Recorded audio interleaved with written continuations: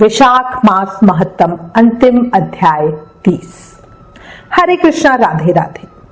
विशाख मास महत्तम के अध्याय 29 में शंख मुनि और व्याध का संवाद सुन रहे थे, जिसमें शंख मुनि व्याध को विभिन्न प्रवृत्ति के विषय में बताते हैं और उनके समक्ष पेड़ में से एक सर्प आ जाता है। अब आगे शुकदेव जी कहते हैं, तदंतर व्यास सहित शंख मुनि ने विस्मित होकर सर्प से पूछा, तुम कौन हो? तुम्हारी ये दशा कैसे प्राप्त हुई? सर्प ने कहा, पूर्व जन्म में मैं प्रयाग का एक ब्राह्मण था। मेरे पिता का नाम कुशीद मुनि और मेरा नाम रोचन था। मैं धन्याद अनेक पुत्रों का पिता और सदैव अभिमान से दूषित था। बैठे बैठे बहुत बकवाद किया करता था। बैठना, सोना, नींद लेना, मैथुन करना, जुआ खेलना, लोगों की बातें करना और सूद लेना, यही मेरे व्यापार थे। मैं लोक निंदा से डरकर नाम मात्र के शुभ कर्म करता था, सो भी दंभ के साथ। उन कर्मों में मेरी श्रद्धा नहीं थी। इस प्रकार मुझ दुष्ट और दुर्बुद्धि के कितने ही वर्ष बीत गए। तदंतर इसी वैशाख मास में जयंत नामक ब्राह्मण प्रयाग क्षेत्र में निवास करने वाले पुण्यात्मा द्विजों को वैशाख मास के धर्म सुनाने लगे। स्त्री, पुरुष, क्षत्रिय, वैश्य और शूद्र सहस्त्रों श्रोता प्रातःकाल स्नान करके अविनाशी भगवान विष्णु की पूजा के पश्चात प्रतिदिन जयंत की कही हुई कथा सुनते थे। वे सभी पवित्र एवं मौन होकर उस भागवत कथा में अनुरक्त रहते थे। एक दिन मैं भी कौतूहल वंश देखने की इच्छा से श्रोताओं की उस मंडली में जा बैठा। मेरे मस्तक पर पगड़ी बंधी थी, इसलिए मैंने नमस्कार तक नहीं किया और संसारी वार्तालाप में अनुरक्त हो कथा में विघ्न डालने लगा। कभी मैं कपड़े फैलाता, कभी किसी की निंदा करता और कभी जोर से हंस पड़ता था। जब तक कथा समाप्त हुई तब तक मैंने इसी प्रकार समय बिताया। तत्पश्चात दूसरे दिन सनिपात रोग से मेरी मृत्यु हो गई। मैं तपाए हुए शीशे के जल से भरे हुए हलाहल नरक में डाल दिया गया और 14 मंतरों तक वहां यातना भोगता रहा।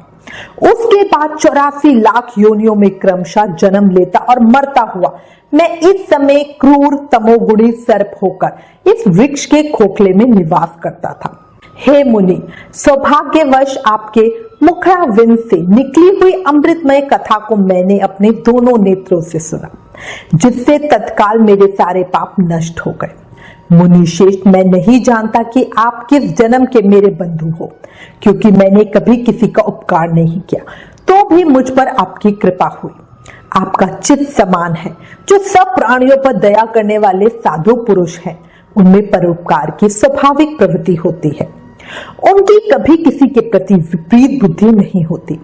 अतः आप मुझ पर कृपा कीजिए, जिससे मेरी बुद्धि धर्म में लगे। देवादिदेव भगवान विष्णु की मुझे कभी विस्मृति ना हो और साधु चरित्र वाले महापुरुषों का सदा ही संग प्राप्त हो। जो लोग मत से अंधे हो रहे हैं, उनके लिए एकमात्र दरिद्रता ही उत्तम अंजन है। इस प्रकार नाना भांति से स्तुति करके रोचन ने एक बार ऋषि शंख को प्रणाम किया और हाथ जोड़कर चुपचाप उनके आगे खड़ा हो गया। तब ऋषि शंख ने कहा, ब्राह्मण, तुमने विशाख मास और भगवान विष्णु का महत्तम सुना है। इससे उसी क्षण तुम्हारा सारा बंधन नष्ट हो गया। हे द्विजश्रेष्ठ, परिहास, भय, क्रोध, द्वेष, कामना अथवा स्नेह से भी एक बार भगवान विष्णु के पापहारी नाम का उच्चारण करके बड़े भारी पापी भी रोग शोक रहित बैकुंठ धाम में चले जाते हैं। फिर जो श्रद्धा से युक्त हो, क्रोध और इंद्रियों को जीतकर सबके प्रति दया भाव रखते हुए भगवान की कथा सुनते हैं, वे उनके लोक में जाते ही जाते हैं। इस विषय में तो कहना ही क्या है। कितने ही मनुष्य केवल भक्ति के बल से एकमात्र भगवान की कथा वार्ता में तत्पर हो, अन्य सब धर्मों का त्याग कर देने पर भी भगवान विष्णु के परम पद को पा लेते हैं।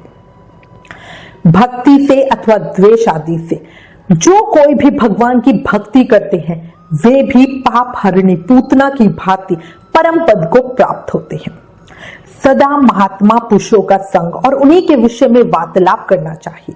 रचना शिथिल होने पर भी जिसके प्रत्येक श्लोक में भगवान के सुयश सूचक नाम है, वही प्राणी जन समुदाय की पाप राशि का नाश करने वाली होती, क्योंकि साधु पुरुष उसी को सुनते, गाते और कहते हैं। जो भगवान किसी से कष्ट साध्य सेवा नहीं चाहते, आसन आदि विशेष उपकरणों की इच्छा नहीं रखते तथा सुंदर रूप और जवानी नहीं चाहते, अपितु एक बार भी स्मरण कर लेने पर अपना परम प्रकाशमय बैकुंठ धाम दे डालते हैं, उन दयालु भगवान को छोड़कर मनुष्य किसकी शरण में जाए। उन्हीं रोग शोक से रहित, चित्त द्वारा चिंतन करने योग्य, अव्यक्त, दया निधान, भक्त वत्सल भगवान नारायण की शरण में जाओ। हे महामते, वैशाख मास में कहे हुए इन सब धर्मों का पालन करो, उससे प्रसन्न होकर भगवान जगन्नाथ तुम्हारा कल्याण करेंगे। ऐसा कहकर शंख मुनि व्याध की ओर देखकर चुप हो गए। तब उस दिव्य पुरुष ने पुनः इस प्रकार कहा, मुने, मैं धन्य हुआ, आप जैसे दयालु महात्मा ने मुझ पर अनुग्रह किया है। मेरी कुत्सित योनि दूर हो गई और अब मैं परम गति को प्राप्त हो रहा हूँ। यह भी मेरे लिए सौभाग्य की बात है।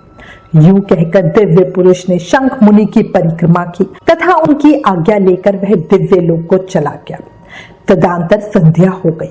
व्याध ने ऋषि शंख को अपनी सेवा से संतुष्ट किया और उन्होंने सायकाल की संध्योपासना करके शेष रात्रि व्यतीत की।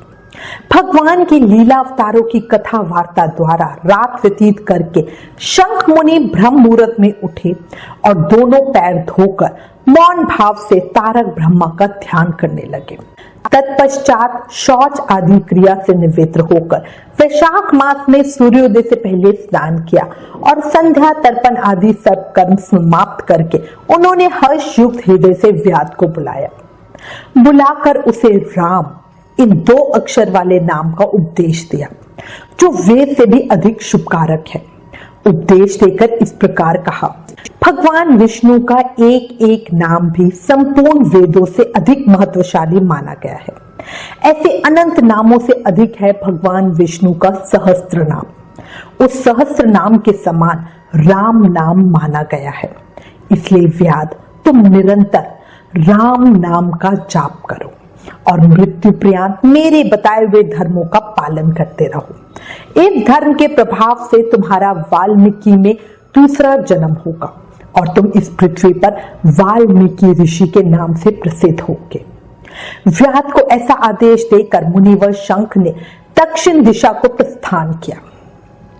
व्याध ने भी शंख मुनि की परिक्रमा करके बार बार उनके चरणों में प्रणाम किया और जब तक वे दिखाई दिए तब तक उन्हीं की ओर देखता रहा। और फिर उसने अति योग्य विशाख युक्त धर्मों का पालन किया।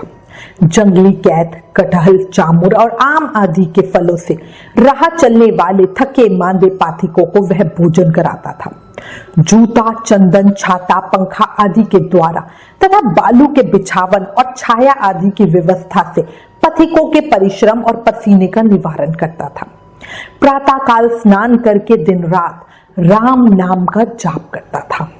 इस प्रकार धर्मोनुष्ठान करके वह दूसरे जन्म में वाल्मीकि का पुत्र हुआ।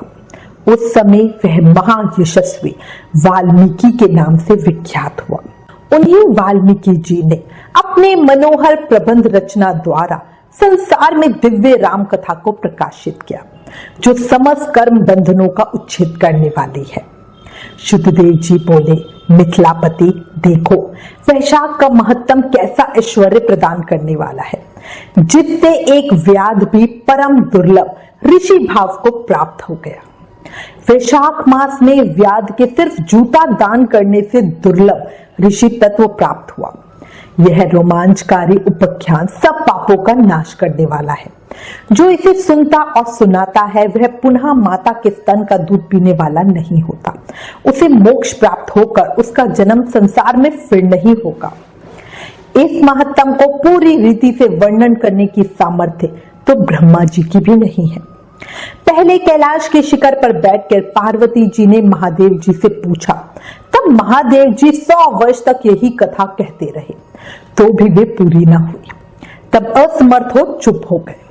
वैशाख मास के उत्तम महत्तम का पूरा पूरा वर्णन रोग शोक से रहित जगदीश्वर भगवान नारायण के सिवा दूसरा कौन कर सकता है। पहले सब ऋषियों ने मनुष्यों के हित कामना से थोड़ा थोड़ा वैशाख महत्तम वर्णन किया, परंतु हे राजन, किसी ने अंत नहीं पाया और सभी असमर्थ होकर बैठ गए। तुम भी वैशाख मास में दान आदि उत्तम कर्म का अनुष्ठान करो, इससे निश्चय ही तुम्हें भोग और मोक्ष की प्राप्ति होगी। इस प्रकार मिथिलापति जनक को उपदेश देकर शुद्धदेव जी ने उनकी अनुमति ली वहां से जाने का विचार किया। वस्त्र, आभूषण, गौ, भूमि, तिल और स्वर्ण आदि से उनकी पूजा और वंदना करके राजा ने उनकी परिक्रमा की। तत्पश्चात उनसे विदा हो महातेजस्वी एवं परम यशस्वी शुद्धदेव जी संतुष्ट हो प्रसन्नता पूर्वक वहां से अपने स्थान को गए। राजा ने वैशाख धर्म का पालन करके मोक्ष प्राप्त किया। इतनी कथा कहने के बाद नारद जी कहते हैं, हे राजा अम्बरीश, यह उत्तम उपाख्यान मैंने तुम्हें सुनाया है, जो कि सब पापों का नाशक तथा संपूर्ण संपत्तियों को देने वाला है। इससे मनुष्य भुक्ति, मुक्ति, ज्ञान एवं मोक्ष पाते हैं। नारद जी का यह वचन सुनकर महायशस्वी राजा अम्बरीश मन ही मन बहुत प्रसन्न हुए। उन्होंने बाह्य जगत के व्यापारों से निवृत्त होकर मुनि को साष्टांग प्रणाम किया और अपने संपूर्ण वैभवों से उनकी पूजा की। तत्पश्चात उनसे विदा लेके देव ऋषि नारद जी दूसरे लोक में चले गए, क्योंकि दक्ष प्रजापति के श्राप से वे एक स्थान पर नहीं ठहर सकते। राजा अम्बरीश भी नारद जी के बताए हुए सब धर्मों का अनुष्ठान करके निर्गुण परब्रह्म परमात्मा में विलीन हो गए। इतनी कथा कहकर सूत जी बोले, जो कोई इस पाप नाशक एवं पुण्य वर्धक उपाख्यान को सुनता या पढ़ता है वह परम गति को प्राप्त होता है। जिनके घर में यह लिखी हुई पुस्तक रहती है उनके हाथ में मुक्ति आ जाती है। फिर जो सदा इनके श्रवण में मन लगाते हैं उनके लिए तो कहना ही क्या है। वैशाख मास महत्तम सभी अध्याय संपूर्ण। बोलो वैशाख महत्तम की जय, वैशाख के ठाकुर की जय। ज्यादा से ज्यादा नाम जाप करो। याद रखो, कलयुग केवल नाम धारा। हमें सिर्फ नाम जाप करके ही भक्ति, शक्ति, मुक्ति मिल सकती है। इसलिए प्रेम से, मन से, भाव से नाम जाप करो। हरे कृष्ण कृष्ण कृष्ण हरे हरे, हरे राम राम राम हरे हरे। जय श्री कृष्णा। ओम नमो भगवते वासुदेवाय।